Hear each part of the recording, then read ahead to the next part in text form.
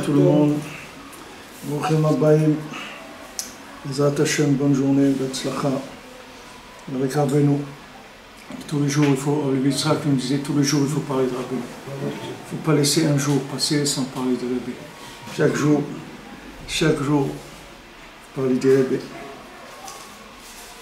Alors, on a vu hier que mon cher Rabbeinu, il a compris que quand Akadosh Baruch Hu lui a dit de faire sortir l'homme Israël d'Égypte, et qu'en fait, logiquement, c'était mission impossible, en fait, c'est là où ça commençait, où la vérité, elle commençait. C'est-à-dire, la vérité, elle commence quand la logique, elle est dépassée. C'est là où ça commence. Comme Rabbeinu dit que toute la philosophie, tous les gens qui ont, tous les philosophes, les intellos, tous ces gens-là, il dit là où ils terminent, là où le plus loin qu'ils ont été, où ils ont terminé, c'est là où nous on commence. C'est là où elle commence la Chokhma de la Kabbalah, la Chokhma des Sodot HaTorah. Donc individuellement, chacun, quand il arrive à la fin de sa logique, c'est là où la vérité pour lui elle commence. C'est à ce moment-là qu'elle commence. Donc mon cher Rabbeinu, logiquement il a dit à Kadosh Baruch Hu, moi je ne vais pas les faire sortir d'Égypte parce que c'est impossible. Logiquement ça ne va pas marcher. C'est pas que la logique de la réflexion. Mon cher Rabbeinu c'était un avis. Donc il a vu avec sa prophétie qu'il n'allait pas les faire sortir tout simplement. Qu'ils allaient faire le veau d'or, qu'ils allaient mourir dans le désert, etc. Akadosh Baruch Hu lui a dit, laisse tomber ce que tu penses, ce que tu vois, tout ça, et fais ce que je te dis de faire.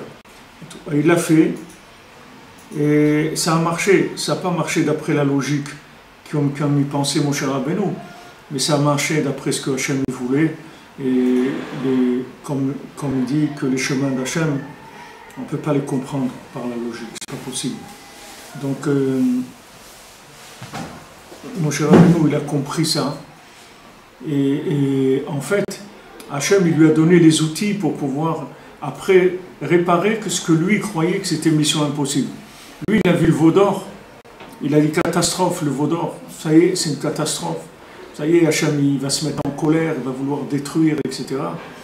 Et quand Hachem, il l'a forcé à faire la mitzvah, bien que lui, il pensait que c'était une mission impossible. Avec ça, il lui a donné la leçon. Comment on fait pour faire que le veau d'or, ce n'est pas un problème comme tu crois que c'est un problème. Alors quand mon cher Rabbeinu, il a compris que la logique, comme il comprenait les choses, c'était pas du tout comme ça que ça marchait. Et que même quand Hachem il disait quelque chose, si Hachem il disait des mots, des choses qui étaient de la rigueur, ou une logique qui paraissait impossible, il ne fallait pas écouter ça, parce que derrière ça, il se cache une miséricorde d'Hachem, que cette miséricorde, elle est infinie. Et c'est ça, c'est vers ça qu'il faut aller.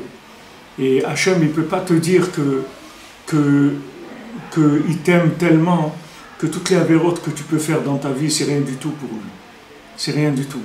Et rien qu'une fois, tu regardes le ciel, tu dis Ribono Shel Olam, avec ça, tu répares toutes les avérotes que tu as fait dans ta vie et tout. Parce que les avérotes que tu fais, c'est rien pour Hachem. Parce qu'Hachem, il t'aime tellement que les avérotes que tu fais, c'est rien du tout. Mais comme Hachem, il a mis un système dans ce monde, qui est un système de justice, alors c'est obligé qu'apparemment, il y a de la justice. Mais c'est qu'une apparence, c'est tout. Mais derrière cette apparence, il y a un chesed gamour, il y a une miséricorde totale, et il y a une volonté d'aider les créatures de façon absolue. Il n'y a pas du tout de relatif. Alors mon cher Rabbeinu, quand Dafka il a brisé sa logique, c'est-à-dire que même ce qu'il voyait par Ruach HaKodesh, comme Rabbeinu il a eu une fille et il savait que sa maman en Fégal elle est décédée dans 2 semaines. Alors Rabbeinu il n'a pas nommé sa fille. Il attendait que sa maman elle décède pour donner le nom à sa fille. Il voulait l'appeler Fégal, comme sa maman. Maintenant il y a un élève qui vient, pas un petit élève, Rabbi Chaïkel, c'était un des plus grands élèves de Rabbeinu. Il lui a dit, Rabbi, ça fait, votre fille elle est née depuis plusieurs jours, et il faut donner le nom. On n'a pas l'habitude de laisser comme ça. C'est pas... Alors Rabbeinu l'a dit, c'est vrai, alors on va lui donner le nom, et il l'appelait Chaya. Alors que Rabbeinu, Beruach HaKodesh, il savait exactement ce qu'il voulait, ce qu'il faisait. Rabbeinu, il n'a pas Stam attendu, laisser passer un Shabbat ou un jeudi, et Stam comme ça. Il savait que Minag, c'est que quand on a une petite fille, alors le lundi ou le jeudi ou le Shabbat d'après, il faut la nommer. Non, Rabbeinu, il a attendu, parce qu'il savait ce qu'il voulait. Il voulait nommer sa maman. Mais quand quelqu'un est venu et lui a dit, il faut faire ça, Rabbeinu, il a annulé tout ce qu'il voyait, tout ce qu'il voulait, tout, et il a fait ce qu'il lui a dit de faire, il a donné le nom tout de suite. Parce que la soumission à Hachem dans la réalité, elle est plus grande que tout ce que tu peux comprendre avec ta tête, même si tu as un avis. Ne parlons pas que tu n'es pas un avis, que tu as la tête avec plein de crapauds, de souris. On parle maintenant de quelqu'un, Moshe Rabbeinu, la Chokhma, la 50e porte la 50e porte de la Bina. C'est-à-dire que c'est Moshe Rabbeinu, Torah Moshe, Moshe Emet, Torah To Emet. Et pourtant, il arrive, il voit qu'il ne comprend rien. Il ne comprend rien. Mais il dit Hachem, tu m'envoies vers quelque chose que je vois que c'est un échec. Alors Hachem, il dit, tu comprends rien, c'est tout. Écoute-moi. Alors Moshe Rabbeinu se plie, et quand il se plie, il reçoit une compréhension qui ne comprend rien, et donc qui ne comprend pas Hachem. Donc maintenant, le fait que tu ne comprends pas Hachem, alors quand Hachem il dit, voilà, maintenant ils ont fait le veau d'or et tout, je vais les détruire, donc Moshe Rabbeinu dit, on ne comprend pas ce que ça veut dire ça. Donc moi je vais lui dire, moi je vais prier, c'est tout. Moi je ne vais pas regarder que apparemment Hachem il est en colère, il veut le détruire, tout ça. Tout ça, moi je ne comprends pas ce que ça veut dire. La même chose que quand j'ai vu que je ne pouvais pas les faire sortir, je ne comprenais pas ce que ça voulait dire. C'est aussi quand Hachem il dit je veux les détruire et tout, je ne comprends pas ce que ça veut dire. Donc Hachem, s'il te plaît, ne les détruis pas, tu ne vas pas faire une chose comme ça, etc. Hachem dit bon d'accord, allez, je ne vais pas les détruire et tout. Donc il a eu la preuve comment ça fonctionnait, il a compris comment ça fonctionnait. Ça y est, Moshe Rabbeinu, il a compris. Mais tout ça lui est venu, cette compréhension. C'est parce qu'il s'est soumis au moment où sa logique, elle présentait la chose comme mission impossible. À ce moment-là, il a dit, on y va, c'est tout, on y va. Alors tout dans notre vie, à nous c'est pareil, c'est-à-dire on voit des choses. C'est une mission impossible, comment quelqu'un va faire? Comment quelqu'un va faire? Voilà, des gens ils sont là, ils ont 14 enfants, 16 enfants, 18 enfants, comment ils vont faire? Pour marier des enfants, 18 enfants, combien d'argent il faut? Combien de trucs? Comment c'est possible? Mais il n'y a pas, si tu vas avec la logique, il n'y a rien qui marche. Donc, tu vas te limiter, tu vas faire des choses toutes petites. Moi, de la médiocrité, tu vas vivre tout le temps dans la médiocrité. Mais Hachem, il veut que tu ouvres. Il veut que tu ouvres, que tu ailles. Hachem, il te prépare des choses extraordinaires. Il te prépare des choses extraordinaires. Seulement, il faut avancer, c'est tout. Il ne faut pas rester bloqué avec ce que tu comprends. Ce que tu comprends de toi-même aussi, c'est rien du tout par rapport à ce que tu es Béhémet. Ce que tu comprends de toi-même. Ce que tu comprends de toi-même, c'est ça qui t'enferme, c'est ça qui te limite. Mais si tu te dis, moi je comprends rien, moi je vais vers ce que Hachem il veut que je fasse, c'est tout. Hachem il veut que je monte en Eretz Israël, je monte en Eretz Israël. Hachem il veut que je me lève à Chatzot, je me lève. Hachem il veut que je fasse ça, je le fais. Je fais ce que Hachem il veut que je fasse, c'est tout. Et maintenant on dit, ouais, mais si tu fais ça, et après, moi je sais rien. Mais logiquement, comment tu vas vivre? Comment tu vas faire? Tu viens en Israël, tu sais pas, moi je connais des gens qui vivent en Israël, ça fait 25 ans, ils ne parlent pas un mot d'hébreu. Ils ne savent pas parler d'hébreu. Ils sont là, ils vivent en Israël, et ils ne parlent pas l'hébreu. Alors quelqu'un dit, ouais, mais si tu ne parles pas l'hébreu, comment tu vas faire? Je ne sais pas, moi je fais ce qu'il y a à faire, et après, les choses elles vont se mettre en place par rapport à ce que j'ai décidé de faire. Donc ça c'est la mentalité messianique, c'est la mentalité de David Ameler, c'est la mentalité de Mashiach. C'est qu'on ne réfléchit pas, on ne se pose pas des questions comment on va faire, on le fait, c'est tout. Et quand on le fait, le comment il va venir avec, il va être servi avec. Dans la boîte où il y a le kit, il y a les outils pour monter le kit. Comme Rabbeinu dit qu'il y avait un arbre, où il y avait des kelim. Et dans ces kelim, il y avait les outils avec quoi on fait ces kelim là. Ils étaient dans les kelim eux-mêmes, il y avait les outils. C'est-à-dire que quand tu t'engages, comme je vous ai dit hier, tu t'engages, tu fais la ktouba, tu dis à ta femme, je vais te nourrir et tout. Alors quelqu'un te dit, mais toi, moi je te connais, t'es un clochard, t'as jamais rien du tout, comment tu vas la nourrir ta femme? Je te connais, tu es toujours, même pas un paquet de cigarettes, tu peux pas acheter, tu es toujours en train de demander aux gens, chaque fois que quelqu'un il passe dans la rue, tu essaies de prendre le taxi avec lui, ou tu es toujours en train de gratter des trucs, t'as rien. Qu'est-ce que tu t'engages avec toi-même, tu t'en sors pas pour toi-même. Comment tu t'engages, tu signes un contrat que tu vas nourrir une femme et des enfants que tu vas avoir, Bézat Hashem. Alors Rabbeinu il te dit, la émouna que tu as, qui te donne cette audace de signer un contrat, qui est un chèque en bois, les massés. Tu fais un chèque en bois, tu fais un chèque, tu n'as rien sur ton compte. Tu n'as rien. Maintenant, quand tu te maries, tu n'as rien. Ok. Mais cette audace qui te vient de la émouna, c'est elle qui va t'amener la parnassa. C'est elle qui t'amène la parnassa. C'est pas. Et maintenant, pourquoi avant tu n'avais pas de parnassa? Parce que tu n'avais pas de raison de vivre vraiment.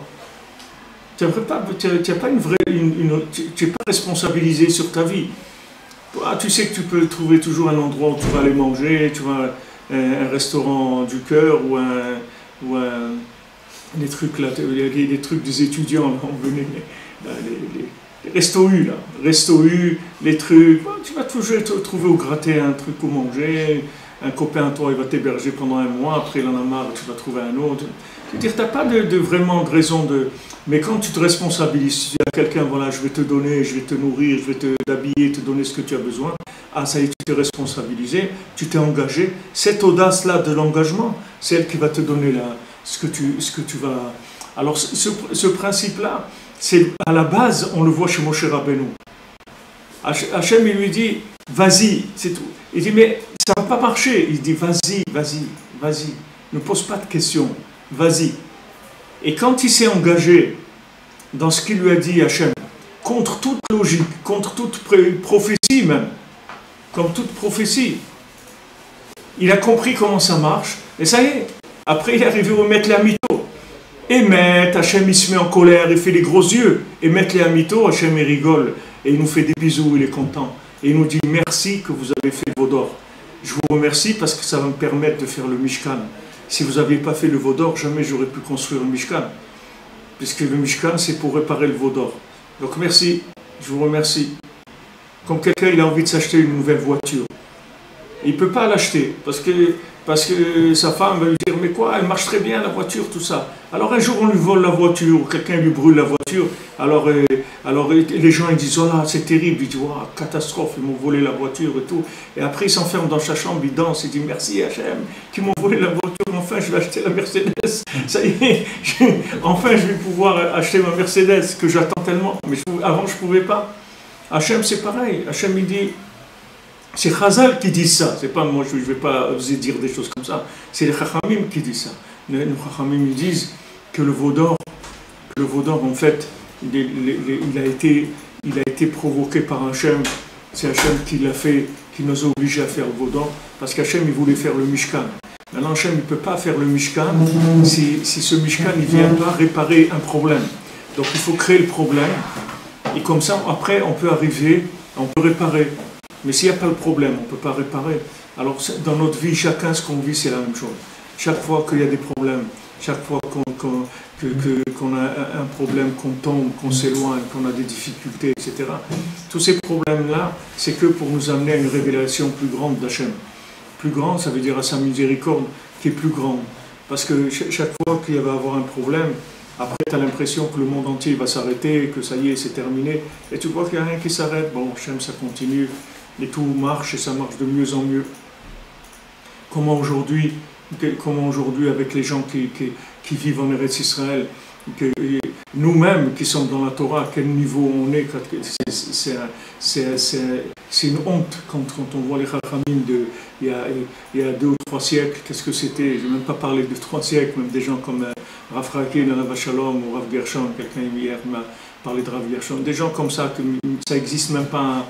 La silhouette de l'ombre de gens comme ça n'existe pas. C'est pas des gens comme ça.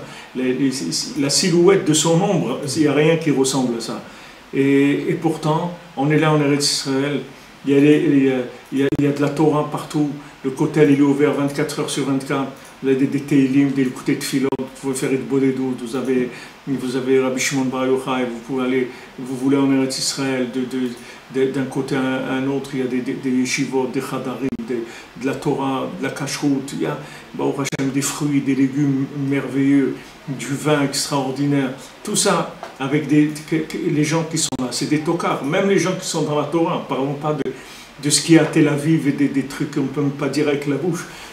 Comment c'est possible que des gens qui sont montés comme les élèves de Gaon de Vilna, qui sont montés ici, ils ont vécu dans la souffrance terrible, terrible, terrible. Mais il y a même pas, il y a 70 ans, 80 ans, vous voyez Rav Shmuel Horowitz, vous voyez Rav Israël Berodesser, tous ces gens-là, quelle souffrance, quelle pauvreté, quelle misère.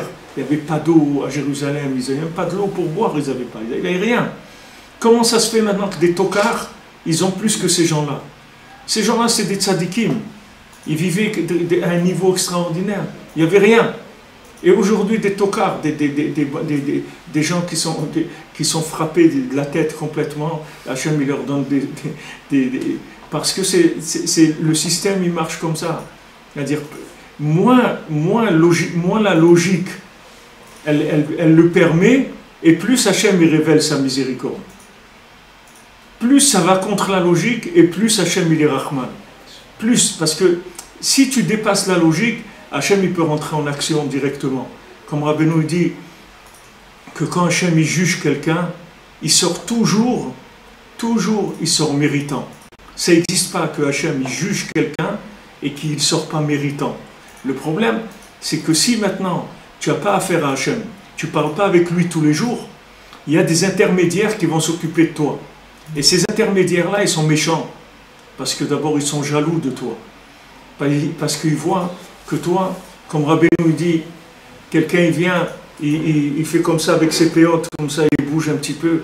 Et Hachem, dans le ciel, il a un plaisir extraordinaire. Alors qu'Hachem, il a des anges là-bas, des anges qui sont des merveilles, des splendeurs, qui chantent pour Hachem tous les jours et tout. Et il n'a pas de plaisir comme un tocard qui est ici, qui est en train de... Il arrange sa kippa comme ça, ou il met son tzitzit, il va acheter un teilim, il va faire une bracha et tout. Ça, c'est Hachem, il a plus de plaisir que ça, de ça que tout ce qu'il a dans le ciel. Ça, ils sont très jaloux. Donc eux, ils attendent que ça. Eux, ils attendent de couper le lien entre l'individu et Akadosh Baruch Hu, c'est tout. Quand ils sont arrivés à couper le lien, parce qu'ils ont fait croire à l'homme que Hachem il l'aime plus,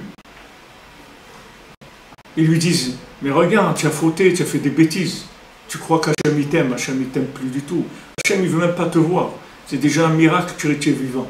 Si Hachem il s'approche de toi, il te brûle, complètement, il a envie de te tuer, tellement tu es méchant, etc. Voilà ce qu'ils te disent. Alors toi, tu crois que tu réfléchis, mais c'est ces démons-là, c'est des démons qui rentrent dans ton cœur, dans ta tête, et te font réfléchir comme ça. Et toi, tu dois répéter sans arrêt, Hachem, il m'aime, je sais qu'Hachem, il m'aime, c'est tout. Je sais qu'Hachem, il m'aime beaucoup. Et quand je fais des avérotes, il m'aime encore plus qu'avant.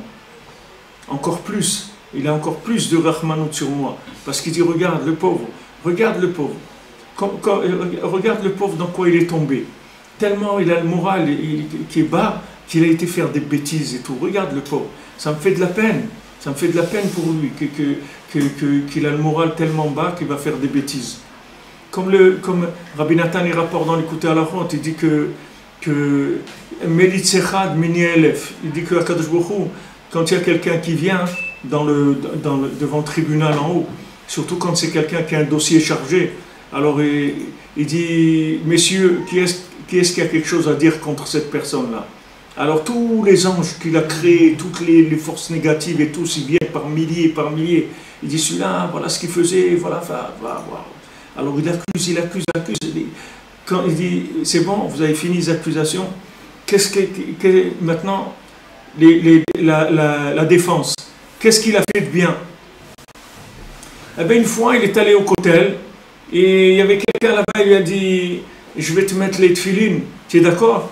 Il a dit, d'accord, ouais, Ouais, t'as envie, ouais, j'ai envie de les mettre. Et alors, il a mis les tefilines, il a fait schéma. Voilà ce qu'il a fait de bien dans sa vie. Voilà, c'est la seule chose qu'il a fait de bien dans toute sa vie. Alors Hachem lui dit, mais comment tu as trouvé la force de mettre les tefilines? Avec tout ce que tu as fait comme bêtise, tu aurais dû être complètement désespéré. Mais tu as trouvé la force de mettre les tefilines, alors que tu as fait telle bêtise et telle bêtise. Mais c'est extraordinaire. C'est-à-dire qu'Hachem, au contraire, il va utiliser toutes les accusations pour donner plus d'importance à la mitzvah qui a été faite. Plus d'importance. Les Chachamim, ils disent un Baal Tshuva, rien qu'il s'assoit, il ne fait pas des avérotes, ça lui compte des mitzvot en permanente. Parce que lui, normalement, comme il est, normalement, il doit faire des avérotes. C'est de là où il vient, d'où il vient. Il vient des endroits où on mange n'importe quoi, on fait n'importe quoi. Ok, maintenant il a décidé qu'il va changer de vie, d'accord? Il veut se rapprocher d'Hachem, etc. Donc maintenant, qu'est-ce qu'il fait? Il n'a pas envie de faire grand-chose, il est assis chez lui, c'est tout.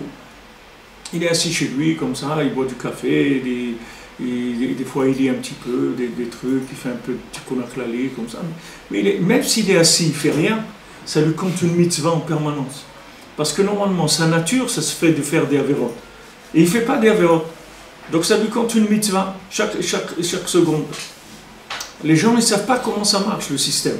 Alors ils sont toujours en train de courir comme s'ils étaient des religieux. Alors ils se comparent à... Ils disent, ouais, mais tu ne peux pas faire ça. Voilà, c'est écrit. Le Chazonish, il dit comme ça. Le Gaon de Vilna, il dit comme ça. Et il dit, mais toi, tu parles Chazonish, tu parles Gaon de Vilna. Toi, tu es un cow-boy d'Hébervilliers, toi. Tu es le cow-boy d'Hébervilliers. Qu'est-ce qui est d'Hébervilliers? Qu'est-ce que tu es? Mets les choses à leur place et tu vas voir que c'est extraordinaire. Seulement, le problème, c'est qu'il t'enseigne de la Torah, qui est une Torah qui n'a rien à voir avec la génération dans laquelle tu vis. Donc, toi, tu te compares à des gens, que si tu te compares à ces gens-là, c'est-à-dire il vaut mieux te suicider tout de suite, parce qu'il n'y a rien à faire, c'est-à-dire c'est pas la peine, tu vas jamais arriver à rien du tout. Tu vas jamais arriver à rien, c'est impossible.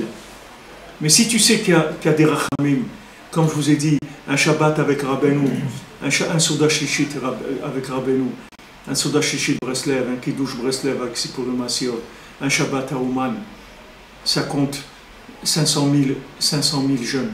C'est comme si tu as jeûné 500 000 jours dans ta vie. Une fois que tu avais Souda Shishit Breslev, et si tu fais 2 fois, ça fait 1 million, et si tu fais 3 fois, ça fait 1,5 million de jeunes. Les gens, ils ne savent pas ça. Les gens, ils croient, ouais, tu as fait ça. Donc voilà, c'est écrit les tarifs là-bas, tu regardes les Sfarim, c'est faire Akane, un truc. Un Lachon Hara, tant de dizaines de jeunes. Ok. Mais moi, des Lachon Hara, j'en ai fait 3 milliards. Comment je fais? Alors ça y est, même si je jeûne toute ma vie, voilà, que je vis jusqu'à 120 ans, je jeûne toute ma vie, je ne vais pas arriver à réparer. Donc on arrête tout de suite, c'est mieux. Où je vais. Il vaut mieux que je saute tout de suite, on n'en parle plus, c'est tout. Non, arrête, ne fais pas ça. Alors, ils ont raison ou ils ont tort? Non, ils ont raison, ce qu'ils disent. Mais dans la logique du moment où ils vivaient, c'est tout. Maintenant, il y a un Rav de la génération qui s'appelle Rabbi Nachman de Breslev. Il dit, voilà, tu fais Tikkun Klali, ça répare toutes ces choses-là. Il dit, ouais, mais le Zohar, il dit que celui qui fait ça, c'est irréparable. Il dit, Zohar, toi, tu comprends Zohar, toi? Tu comprends rien dans le Zohar. Voilà, Tikkun Klali, c'est répare tout. Et comme ça, Rabbeinu chaque chose. Rabbeinu, il dit, tu fais Itbodedut, ça répare toute la journée. Toute ta journée, elle a été optimisée. Tu parles avec Hachem un petit peu, cette journée, elle est optimisée. N'importe comment quelle a été ta journée. Si tu as frappé quelqu'un, si tu as volé, si tu as fait n'importe quoi, aucune importance. Tu as parlé avec Hachem, cette journée, elle est réparée, elle est non seulement réparée, mais elle est optimisée. C'est-à-dire que tu vas tirer tout le bien de tout ce que les endroits où tu as été, de tout ce que tu as mangé, de tout ce que tu as vu, de ce que tu as entendu, tout ça, ça va être optimisé. Donc Rabbeinu, il te donne des outils, et il te dit, voilà, vas-y, fais ce que je te dis. Mais pour ça, il ne faut pas que tu rentres dans la logique qui n'a rien à voir avec la vie que tu es en train de vivre. Dans quelle logique tu te mets? Tu te places dans une logique qui n'est pas la tienne. Tu essaies de comprendre des choses. Tu n'as rien à comprendre. Ne comprends pas, vis, c'est tout, ne comprends rien. Tu n'as pas besoin de comprendre. Fais ce que Rabbeinu il dit. Parce que si tu parles avec Hachem, il n'y a aucun accusateur qui peut venir devant Hachem et lui dire, voilà, ton fils, ta fille, il a fait telle bêtise et tout. Parce qu'Hachem, il dit, mais c'est mon fils, moi je l'aime. Va voir un père, combien aujourd'hui les gens qui ont travaillé un petit peu dans le chinour, dans l'éducation, ils savent comment ils ont des difficultés dans les écoles avec les parents plus qu'avec les enfants. Parce que les parents, quand on leur dit votre fille a un problème, toujours ils prennent la défense de leur enfant. Ils disent c'est le professeur, c'est un idiot, mon fils il comprend rien et tout. C'est toi tu es un tzaddik et tout. Même si son fils c'est un bandit, mais il dit ton professeur il connaît rien et tout. Mais tu vas voir l'année prochaine, tu vas changer de professeur, il va plus t'embêter, celui-là il t'embête, etc. Même que c'est pas vrai, même que c'est que le professeur, ce qu'il leur dit c'est vrai, ils peuvent pas, ça marche pas. Pourquoi? Parce que sauf les parents, ils aiment leurs enfants, c'est tout. Donc si tu viens commencer à faire une bicorette sur un enfant, le père il dit, mais tu sais que c'est mon fils? De qui tu parles? C'est mon fils. Ne me dis pas des choses sur mon fils qui ne sont pas bien, parce que c'est mon fils et je l'aime. Donc ne viens pas me raconter qu'il fait des bêtises et tout. Et alors, il n'y a que toi, et toi tu n'as pas fait des bêtises dans ta vie. Tu sais, tu ne peux pas parler avec... Parce que c'est de l'amour, tu ne peux pas réfléchir. Tu ne peux pas amener de la logique à quelqu'un qui aime. Quelqu'un qui aime, tu ne vas pas lui dire mais pourquoi il va te dire une seule chose, j'aime, c'est tout. Alors avec ça, il a répondu à tout. Alors quand tu parles avec Hachem, quand après les anges y viennent avec les accusations, ouais, il a fait ça, il a regardé mal son ami, il l'a pincé, il lui a fait ça, ok. Les anges y viennent chez Hachem, ils disent voilà, regarde ce qu'il fait et tout. Hachem il dit, mais ça y est, on a parlé déjà, on s'est arrangé entre nous. Mais je vous remercie pour l'information, mais vous êtes arrivé un peu tard, c'est réglé déjà. Ça a été réglé, on a déjà parlé. Mais nous, on ne se rend pas compte de ce que ça veut dire. Il n'y a que la Emouna. Rav Nachman Tuchiner, il dit à son fils Rav Nachman, Rav Nachman, il parle d'Aïd-Bodédout, il dit comment c'est important de faire Aïd-Bodédout et tout. Alors Rav Nachman Tuchiner, il lui dit on fait Aïd-Bodédout parce que le Rebbe, il a dit de faire Aïd-Bodédout, c'est tout. C'est pas parce que c'est bien ou c'est les Rebbe, il a dit, lui c'est le tzaddik Ador, c'est le Rav de la génération, il a dit il faut faire Aïd-Bodédout tous les jours, alors c'est pour ça que je fais Aïd-Bodédout, c'est tout. Maintenant je sais rien, moi je comprends rien, je sais rien, je veux rien comprendre, ça m'intéresse même pas. Moi je veux faire, c'est tout. Alors tous ces outils extraordinaires, si maintenant tu les utilises pas, c'est comme si quelqu'un il dit non mais moi je crois pas qu'Hachem il a pardonné la faute du veau d'or, parce que j'ai vu que Hachem il a dit ouais je vais les détruire, ce qu'ils ont fait c'est terrible. Il a entendu ça de la bouche d'Hachem, mais il n'a pas entendu la suite. Il n'a pas entendu que Moshe Rabbeinu il a parlé et Hachem lui a dit Salarti kidvarecha. Il n'a pas entendu ça, que Hachem il a pardonné parce que Moshe Rabbeinu il a argumenté, il est venu parler. Il n'a pas entendu la première partie de la chose et s'est accroché sur cette chose-là. Il va te dire c'est vrai, regarde, Hachem lui-même il a dit ça. C'est vrai, Hachem il a dit ça, mais tu n'as pas entendu ce qu'après il s'est passé avec Moshe Rabbeinu. Alors maintenant, dans chaque génération, tu ne peux pas prendre ce que Hachem il a dit à Noach. Tu ne peux pas prendre ce que Hachem il a dit à Abraham Avinu. Tu ne peux pas prendre ce qu'il a dit à Yaakov, ni à Yosef, ni à David Ameler. Il faut que tu saches qu'est-ce qu'Hachem il dit aujourd'hui. Hayom im bekolo tishma'u. Aujourd'hui, si tu entends la voix d'Hachem. Quand est-ce que Mashiach vient? Aujourd'hui, si tu entends la voix d'Hachem. Mais la voix d'Hachem d'aujourd'hui, pas la voix d'Hachem de Noach. Pas la voix d'Hachem de l'époque des Canaïm ou des Amoraïm ou de ce que tu veux. Il y a une voix d'Hachem aujourd'hui. C'est celle-là qu'il faut que tu entendes. Et si tu entends cette voix-là, tu vas voir que tu vas être libéré complètement de tout. Tout ce qui t'embête, tout ce qui t'angoisse, tu vas te libérer de tout. De tout ça, tu vas te libérer. Parce que ça vient pour ça. Le tzaddik, il vient pour libérer le monde. Il ne vient pas pour angoisser les gens. Et il y a une preuve que de la Torah qui n'est pas la Torah d'aujourd'hui, c'est que c'est de la Torah qui angoisse, c'est de la Torah qui t'angoisse, qui te donne des nerfs. Tu vois. Ça, c'est la preuve qu'elle n'est pas adaptée à la génération. Quand tu as besoin d'utiliser les nerfs et les angoisses et tout, pourquoi tu vas de l'angoisse? Pourquoi? Hachem, il a créé le monde parce qu'il t'aime. Et il t'a amené ici parce qu'il t'aime. Donc maintenant, s'il y a des choses qui t'angoissent, c'est que tu n'as pas compris comment ça marche, c'est tout. Il y a quelque chose, tu es à côté, tu n'as pas compris il y a quelque chose que tu n'as pas compris, c'est tout. Même si Hachem il te dit de ne pas faire quelque chose, c'est comme un petit enfant, il dit ouais, mais mes parents ils m'aiment pas, ils me laissent pas, ils me laissent pas jouer avec les allumettes et tout, ils m'aiment pas. Il dit non, tes parents ils t'aiment. Ils t'aiment tellement qu'ils ne veulent pas que tu joues avec des allumettes parce que tu vas te brûler, c'est tout. Tu vas mettre le feu à la baraque, c'est pour ça qu'ils te disent ça. Mais c'est pas, tes parents ils t'aiment. C'est pas que tes parents ils t'aiment pas. Mais il faut que le langage il soit adapté à la génération. Si tu n'as pas le langage adapté, tu peux rien faire. Alors Rabbeinu il donne des etzot faciles, les conseils de Rabbeinu sont faciles. Et quand Rabbeinu dit une etza, c'est gamar tivegement, ça veut dire Rabbeinu il termine. Quand Rabbeinu il te donne un conseil, ça c'est le terminus, tout le monde descend, c'est fini. Tout le monde monte, c'est fini. Il n'y a pas, ouais, truc, mais, il n'y a pas de mais, il n'y a pas de ouais, il n'y a rien. Tu peux y aller tranquille parce que Rabbeinu il termine. Rabbeinu il termine. Rabbeinu, Gamar tivegmo, nitzar tivenatser. Rabbeinu il termine. Quand il dit quelque chose, il n'y a rien avant et il n'y aura rien après. Donc, rentre là-dedans, fais ce qu'il te dit de faire et tu vas voir que tu auras une vie extraordinaire, une vie de réussite. Même si ta vie, logiquement, tu ne crois pas que tu as réussi, mais tu peux être tranquille, tu peux être sûr que tu as réussi. Si tu as écouté le Rebbe et les Breslevers, ils disaient, il y a une seule chose qu'on demande. Quand un Breslev, il passe devant le tribunal en haut, une seule chose on lui demande. N'est pas pourquoi tu n'as pas fait ça, une seule chose on lui demande. Tu avais un Rebbe comme ça, pourquoi tu ne l'as pas écouté? C'est le seul digne qu'il y a sur un Breslever, c'est tout. Après, tout le reste, ça vient de ça.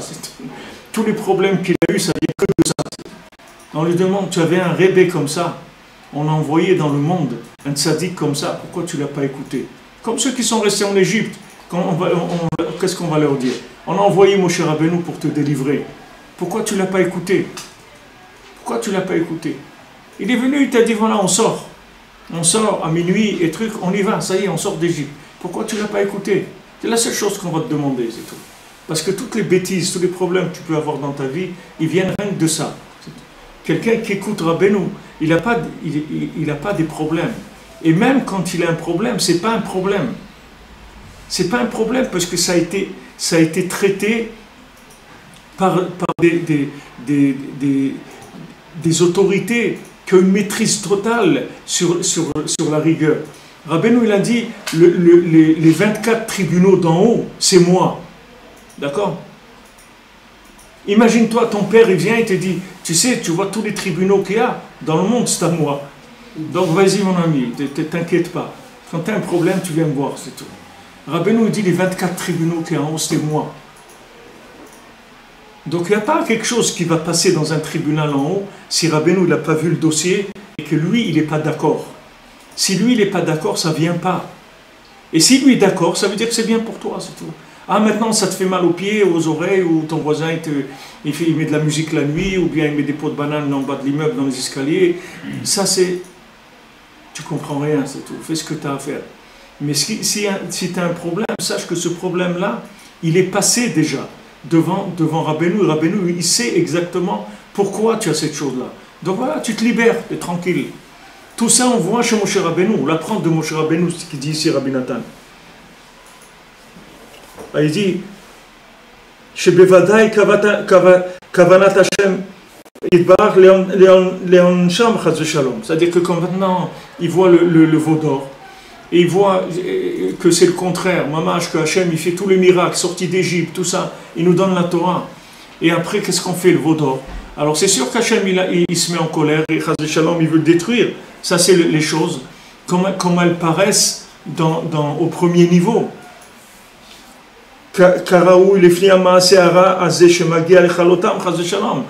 C'est-à-dire d'après cette action-là, d'après la logique, il mérite que on les détruise. Aval be'emet la'amito enoken. Mais emet la'amito, c'est pas comme ça. Emet la'amito, c'est pas comme ça. Et c'est ça qui nous rend malheureux. C'est ça qui nous persécute toute notre vie. C'est qu'on ne va pas vers le Emet la'amito. C'est-à-dire on s'arrête au niveau du Emet. Et d'après le Emet, on croit que c'est mission impossible. On croit qu'on n'est pas méritant. On croit que qui je suis moi pour que je vais faire ça. Qui je suis pour faire telle chose. Comme Nachum Schuster, il vient, il fait Tikkun Chatzot et tout, alors qu'il sait même pas, il comprend même pas ce qu'il lit, il sait à peine lire. Et les rabbinim viennent, ils lui disent Reb Nachum, qu'est-ce qui t'arrive maintenant? Un cordonnier fait Tikkun Chatzot. Alors il leur a dit, c'est sûr, moi j'ai pas de Torah. Moi, il me manque le Beth Amikdash. Moi, je sais pas étudier la Torah. Mais vous savez étudier la Torah. Le temple, il vous manque pas. Comme on dit, ça vous empêche pas de dormir que Hachem, il n'a pas de maison. Mais moi, ça m'empêche de dormir. Moi, je peux pas dormir la nuit. Je sais que Hachem, il n'a pas de maison. Moi, je peux pas dormir. Ça m'empêche de dormir. Donc, je suis obligé de me lever la nuit pour faire Tikkun Chatzot. Mais toi, ça te manque, Hachem, il n'a pas de maison, ça te manque pas. Toi, tu te connais la Torah, tu es un Talmid Chacham et tout. Tu es un érudit en Torah. Ça te manque pas. Quand ils ont entendu ça, les rabbanim, ces deux rabbanim-là, ils ont fait tchouva à la Makom, ils sont devenus des Breslever. C'était le Rav de Sokolov, c'était un grand... Il a fait tchouva avec ça. Avec ça, il est devenu un Breslever. Il allait au Man et tout le Rosh Hashanah et tout. Quand il arrivait, tout le monde se levait et tout. Il disait qu'il n'y a pas de Rav ici, je viens, on est tous des amis, personne ne se lève. Je suis Rav dans ma ville, ça c'est ma fonction dans l'année et tout. Mais ici, on est tous des amis, il n'y a pas de Rav ici. Il n'y a personne qui se lève et ne fait pas les courbettes, ni rien du tout. Quand quelqu'un m'a dit hier, il dit sa femme, elle parlait avec une dame que son mari il étudie la Torah, et dit non, tu comprends, mon mari il ne peut pas monter la poussette parce que c'est pas un kavod pour quelqu'un qui étudie la Torah de monter la poussette. C'est pas quelqu'un qui étudie la Torah. Regardez à quoi quelqu'un, qu'est-ce qui peut arriver, les fantasmes, à quoi il peut arriver dans sa vie. Alors que vous avez des gens qui étaient des sommités de la Torah, des géonimes de la Torah. Ils se comportaient d'une façon tellement simple, il peut te faire un café, il y avait Rav Yitzhak ici à la Choum, il faisait le shiur, il amenait la massorette de Ouman, il faisait le shiur de Mishnayot le matin aux gens avant la tfila, tous les gens qui ne savaient pas étudier, qui n'avaient pas le temps et tout, il les réunissait, il leur faisait un shiur de Mishnayot. Après il faisait entre Mincha Arvit, il faisait le shiur de l'écouter Moharan, chez lui il faisait un shiur de Chaim Moharan, c'est lui qui tenait tout, et pourtant c'est lui qui nettoyait les toilettes aussi. Ça ne change rien, il n'y a pas c'est des gens qui vivaient toute la Torah dans la simplicité, la plus grande simplicité qui est. Parce qu'ils sont libérés de ces trucs-là. Qui est-ce qui a besoin d'honneur, d'une place, des trucs et tout? C'est des gens qui n'ont pas de place, alors ils sont en train de se faire une place en carton. Mais celui qui a une place, une vraie place dans le cœur d'Hachem, et qu'Hachem a une place dans son cœur, il n'a pas besoin voilà, c'est ça sa place, il n'a pas besoin. Il a sa place déjà, il n'a pas besoin de se fabriquer une place en pâte à modeler. Donc d'après la logique, c'était impossible. Voilà, chas v'shalom. Alken az itrazek Moshe, velo istakel al shum svarot amitiyot, lefi hadat hapashut sheraou, chas v'shalom, lavo alehem ma sheraou. Donc il s'est renforcé, Moshe Rabbeinu, il n'a pas du tout regardé aucune, il dit svarot amitiyot. C'est-à-dire maintenant, on parle d'une logique vraie. On ne parle pas de se tromper. On parle de la vérité. Ils ont fait quelque chose, c'est une catastrophe et tout. C'est catastrophique, la situation elle est impossible, désespérée. Ça, c'est des svarot amitiyot. C'est-à-dire c'est des vraies analyses. Il y a un problème grave. Mais il n'a pas regardé ça, Moshe Rabbeinu, du tout. Les filles d'Ahat Hapashut, d'après le Da'at Hapashut, c'est l'évidence première. D'après la première vision des choses, d'après la chose comme on la voit. Chez Raoul, on la voit les ma Raoul, que il doit leur arriver ce qui doit leur arriver, Rak silek haemet hazeh, vitrazek betfila, meod, meod. Il a jeté cette vérité et il s'est renforcé dans la prière. Il a jeté cette vérité-là, qui est une vérité. Mais c'est une vérité de premier niveau, c'est une vérité de la vitrine, c'est pas la vérité de l'intérieur. Il dit non, à l'intérieur il y a quelque chose d'autre. Il y a quelque chose d'autre. Les géants, ils voient le Chenil Ameler, des géants, c'est des géants de la Torah. Il lui dit, mais ce que tu cherches là, le château pierre précieuse, là, la montagne en or et tout, mais laisse tomber, ça n'existe pas ça. Et lui dit, oui, ça existe. Il dit, mais je te dis que ça n'existe pas. Voilà, je t'ai amené des preuves de la Torah, que ce que tu cherches, ça n'existe pas. Et tu dis, moi je te dis que ça existe. Mais il te dit, voilà, tu es nul, tu es un incapable, tu es truc, tu fais des bêtises et tout. Tu dis, mais Hachem il m'aime. D'où tu sais que? Parce que je sais qu'Hachem il m'aime, c'est tout. Avec toutes les bêtises que je fais et tout, je sais qu'Hachem il m'aime. Il m'adore, c'est pas un qui m'aime, il m'adore. Et il est très heureux de moi, et il est très heureux de m'avoir créé, il est très heureux. La preuve, c'est que voilà, je suis là. S'il ne m'aimait pas, il m'aurait enlevé depuis longtemps. Donc je suis là, il m'aime, comme je suis. Alors si tu rentres dans cette vérité-là, et la vérité de émettre les amito, tu vas arriver à vraiment une optimisation de ta vie extraordinaire. Qui est la vérité, c'est celle-là la vérité. L'autre vérité, elle n'est pas vraie. C'est une vérité d'un système qui a été mis en place pour créer un schar ve'onesh, c'est-à-dire qu'il y a un salaire et une punition selon que les gens ce qu'ils vont faire.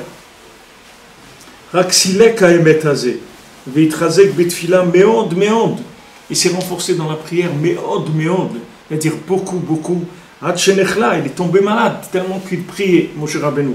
Comme shkatuv vayachel Moshe, comme c'est écrit vayachel Moshe, les chachamim me disent vayachel,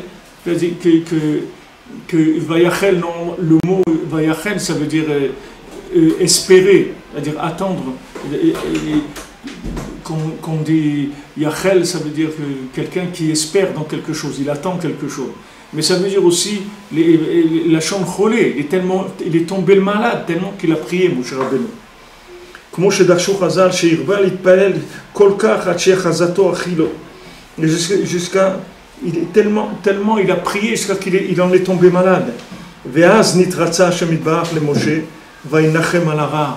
Et à ce moment-là, Akadosh Baruch Hu, il a accepté ce que Moshe a fait comme prière.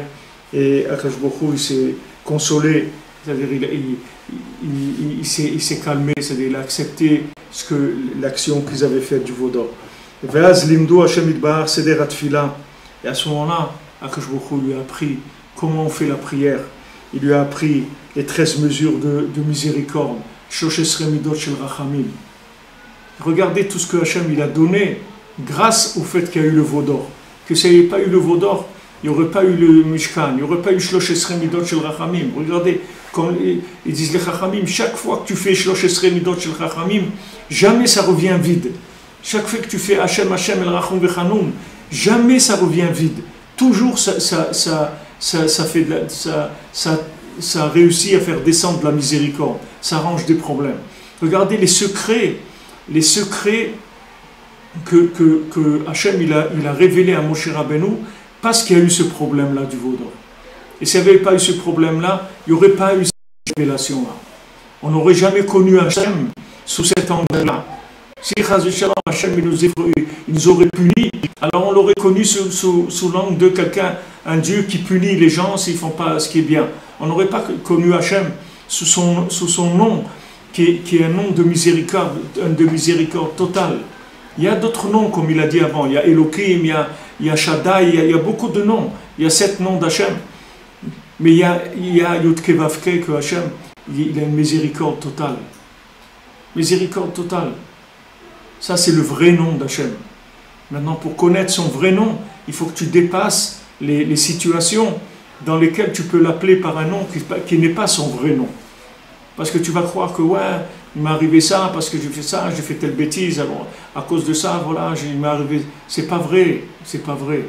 N'essaye pas de réfléchir à ce qui t'arrive ou ce qui t'arrive pas. Avance, prie, prends les psaumes, prends le côté de Philod, fais de Bodedou, fais des Tehilim, demande à Hachem sans arrêt, c'est tout.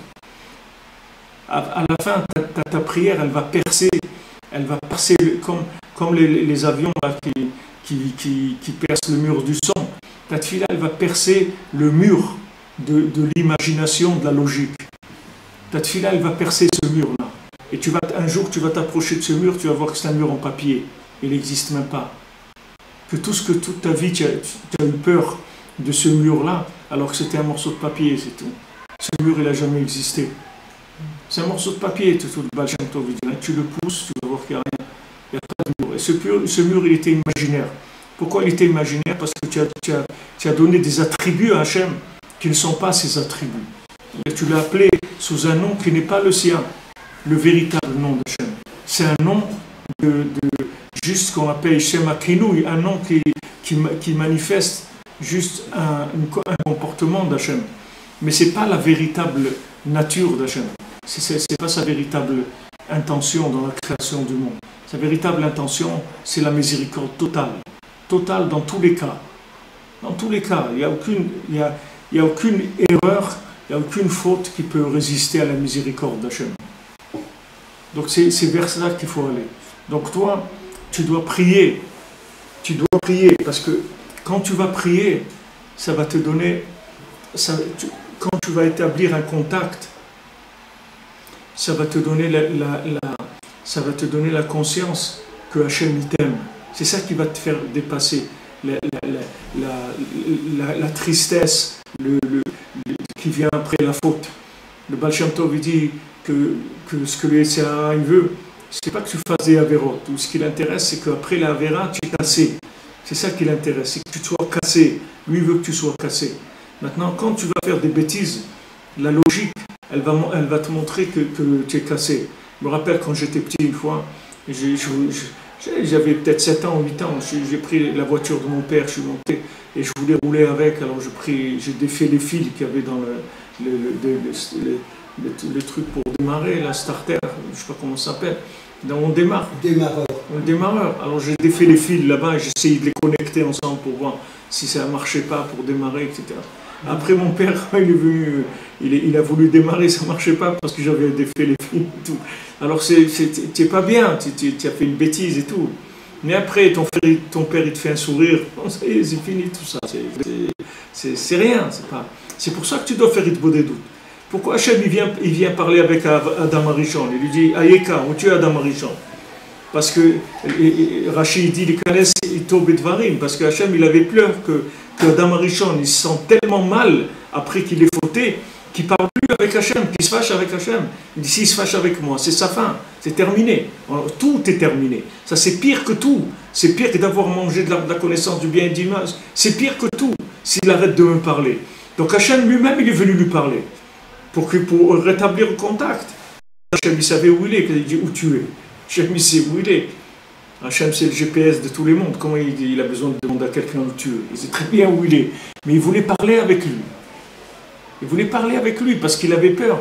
C'est-à-dire que quand on fait des bêtises, quand il nous arrive des problèmes et qu'on fait des bêtises, ça nous casse. Et le truc qui nous casse, c'est qu'on n'a plus envie de parler. C'est ça le réflexe. On n'a plus envie de parler parce qu'on est cassé. Donc c'est là où il y a besoin d'être fila, méode. C'est-à-dire que tu as besoin à ce moment-là de beaucoup de prières.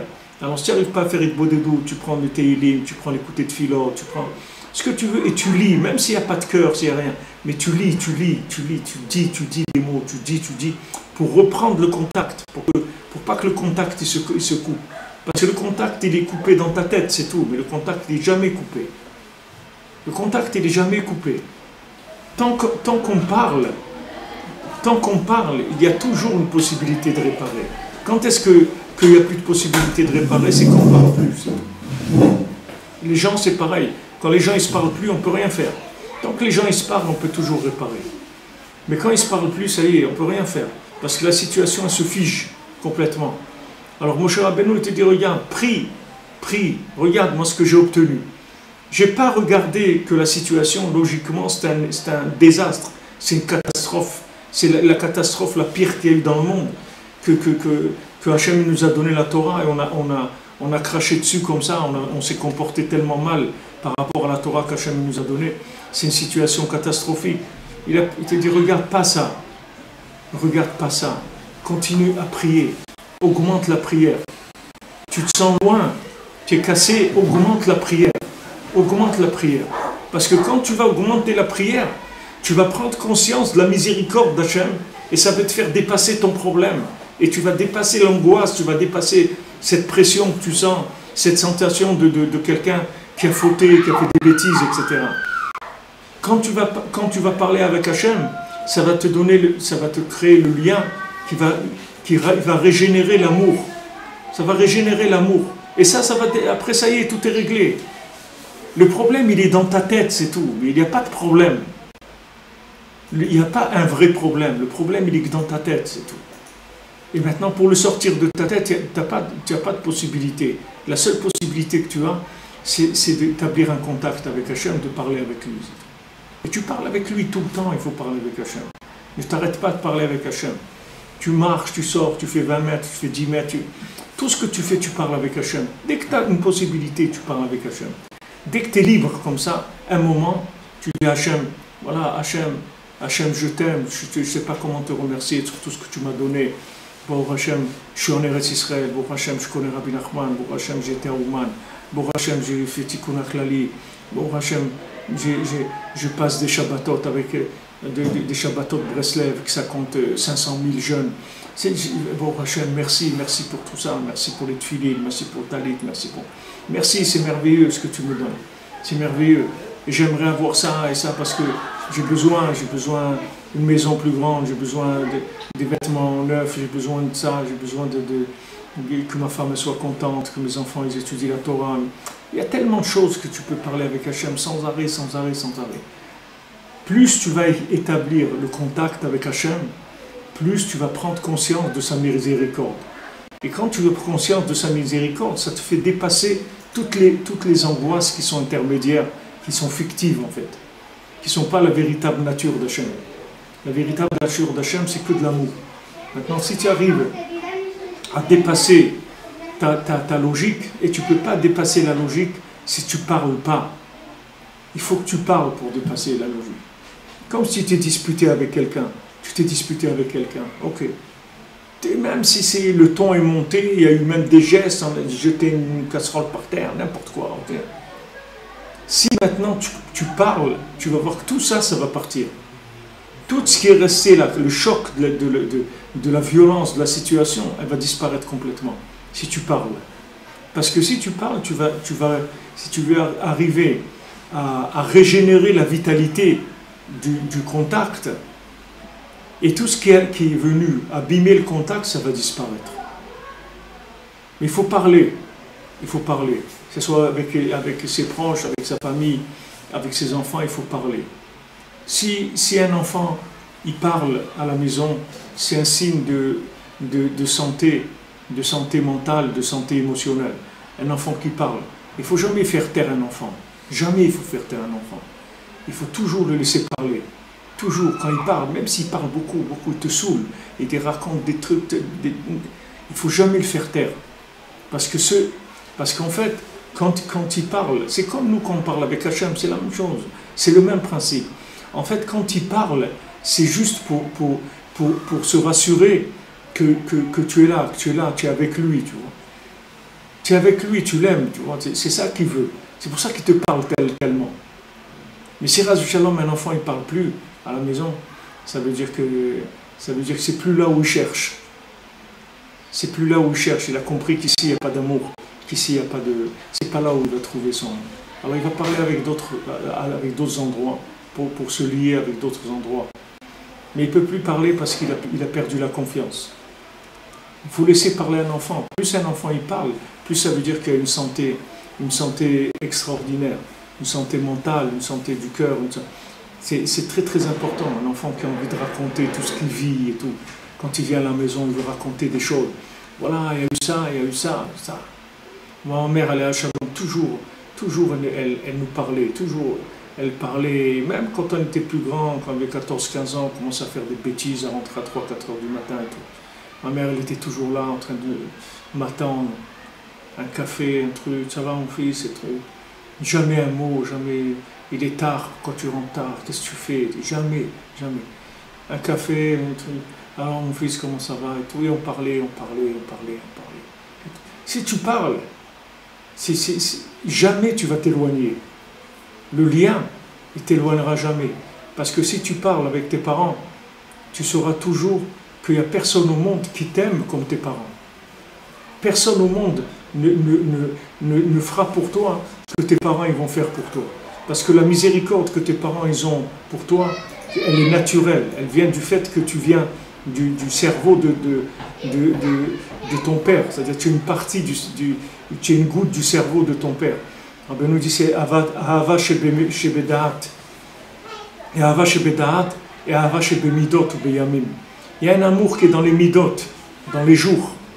Des fois, il y a de l'amour entre des gens, mais c'est un amour qui est venu parce qu'on a vécu des choses ensemble. Il y a une amitié comme ça, des gens qui ont fait des choses ensemble. Alors, il y a une amitié comme ça. parce qu'ils travaillent ensemble, ils ont fait des choses.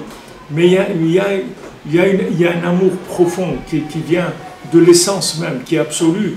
C'est l'amour d'un père, l'amour d'une mère pour son enfant. Et ça, l'enfant, il en a besoin. Il a besoin d'être rassuré que ça existe, ça. Alors, de la même manière qu'un enfant, il parle beaucoup à la maison, il faut que nous, on parle beaucoup avec Hachem, pour lui montrer qu'on est ses enfants, pour que nous-mêmes, on ressente ça. On ressente que sauf, regarde tout ce que j'ai eu dans ma vie. Regarde tout ce que Hachem m'a donné. Regarde ce que j'ai eu dans ma vie, malgré tous les problèmes que je peux imaginer. Mais voilà, j'ai ça. Hachem m'a donné Eretz Israël, Maria, des enfants, la Torah, Rabbeinu, Tikkun HaKlali. J'ai pu aller à Ouman faire Tikkun HaKlali, Baruch Hachem. Comme il avait écrit le Rav Besançon, j'ai écrit Visa pour l'espoir. Il avait écrit un livre, Visa pour l'espoir.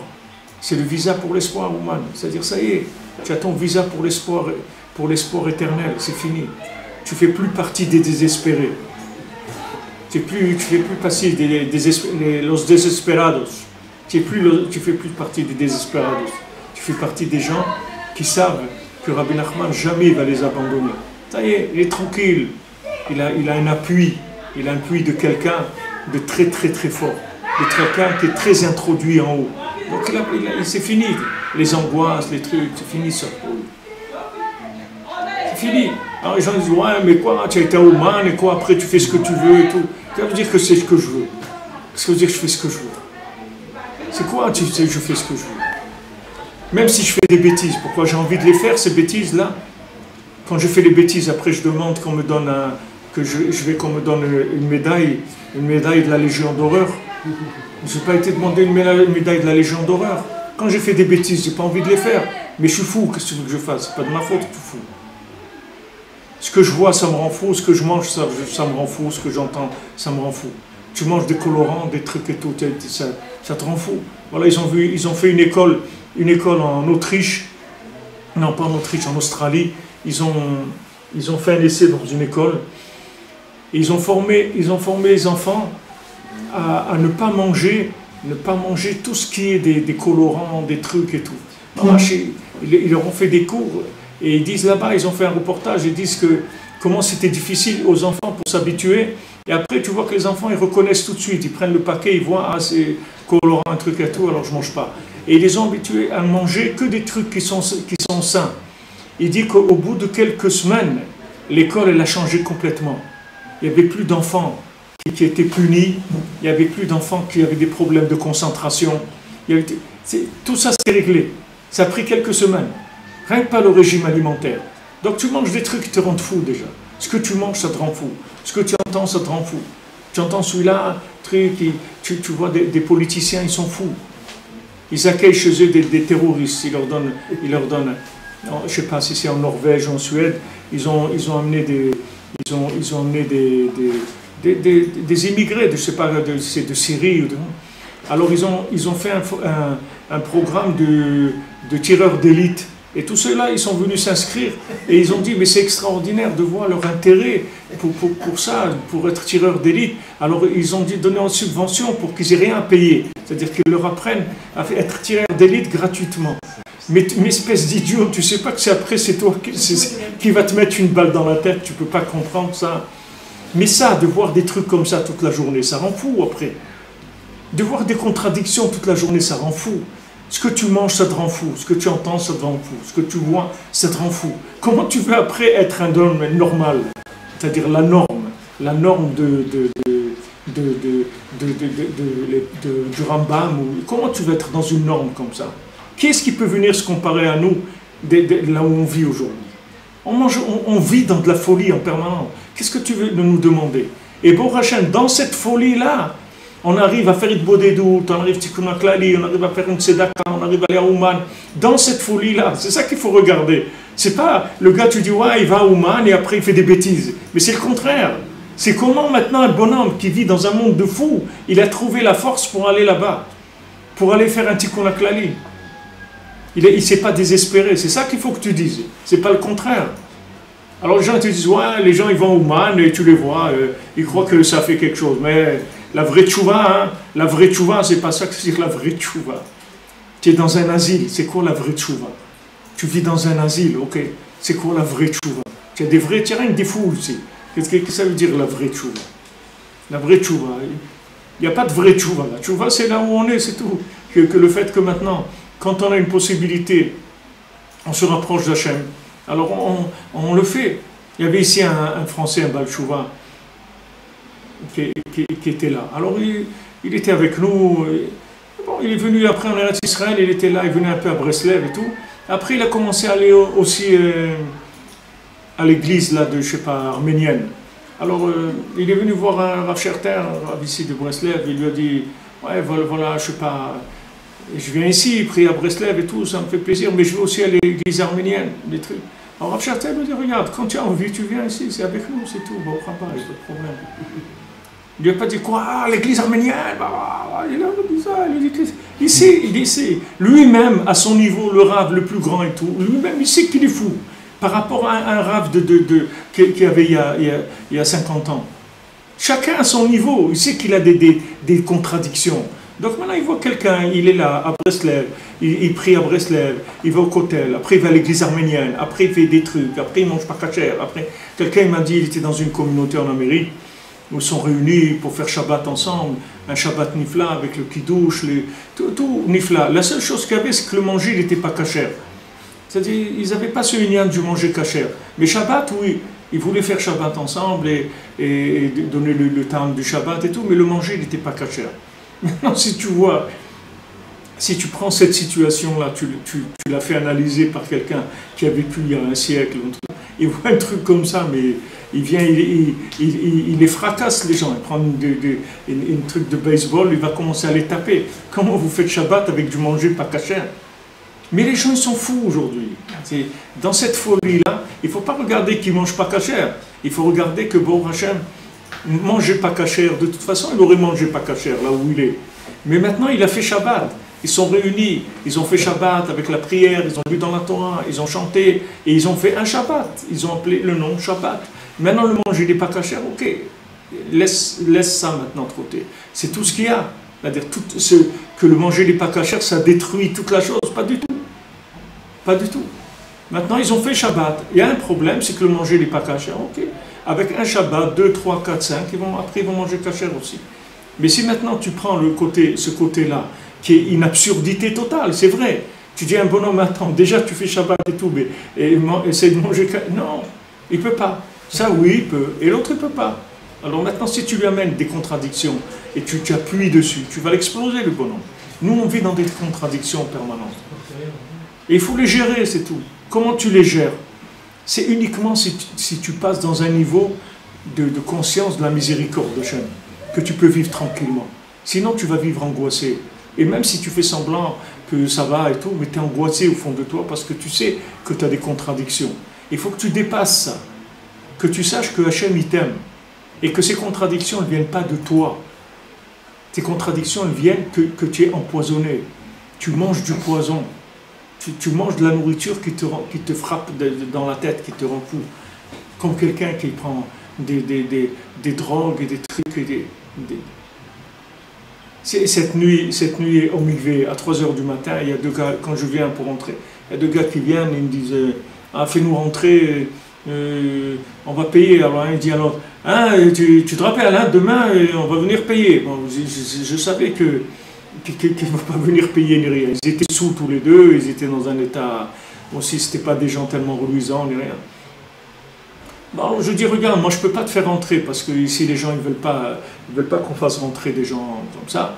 Mais je peux te payer pour que tu rentres, il n'y a pas de problème. J'avais l'argent, j'ai mis, je dis allez rentre et tout. Après je me suis dit mais regarde ces gens-là, ils étaient sous, ils marchaient comme ça, complet. Mais ils viennent au mikvé. C'est extraordinaire. C'est-à-dire qu'est-ce qui vient au mikvé? Normalement, qui finit une soirée où c'est saoulé, où il est complètement à côté. Normalement, il doit aller dormir, ou je sais pas. Il vient au mikvé, le gars. Il a envie d'aller au mikvé. Il a un besoin de faire quelque chose de bien pour se dépasser un peu, pour faire quelque chose. Mais c'est extraordinaire. Alors que si tu le prends de l'autre côté, avec la contradiction, tu vas détruire complètement la chose. Le bien qu'il y a, sauf, qu'est-ce que tu vas faire avec ta contradiction? Le bien qu'il y a, tu vas le détruire. C'est à ça que tu vas arriver. C'est ça que tu vas arriver. Le peu de bien qu'il y a, tu vas le détruire. C'est dommage. Alors, ce qu'il appelle Rabbi Nathan ici d'extraordinaire, c'est que plus tu vois que ta logique, elle te disqualifie, et plus il faut que tu parles avec Hachem. Plus tu vois une logique qui te disqualifie, que tu dis, toi, tu es nul, tu n'as pas le droit, tu ne vas pas réussir, plus il faut que tu parles avec Hachem. Et plus tu vas parler avec Hachem, plus tu vas prendre conscience de sa miséricorde. Avec ça, tu vas dépasser ta logique. Avec ça, tu vas rentrer dans Avodat Hachem Be'emet. C'est-à-dire que tu vas servir Hachem Be'emet. Avec plein de contradictions, mais Be'emet. Ça ne va pas te déranger du tout. Parce que tu vas passer à un niveau de conscience d'Hachem qui va te permettre d'aller au-delà de ces contradictions, qui sont des contradictions dans un monde de la logique. Mais dans un monde de l'amour, il n'y a plus de contradictions. C'est fini. Quand on aime, il n'y a pas de contradiction. Al-Kol Peshaim Techase Ahava. Sur toutes les fautes, l'amour, elle recouvre toutes les fautes. Les fautes, elles disparaissent. Il y a plus de... Quand il y a de l'amour, il n'y a plus de fautes. C'est fini. Bezrat Hashem, Sheniske, Bezrat Hashem. Merci de votre présence et votre écoute. Et votre soutien, votre aide et tous ceux qui sont avec nous tous les jours.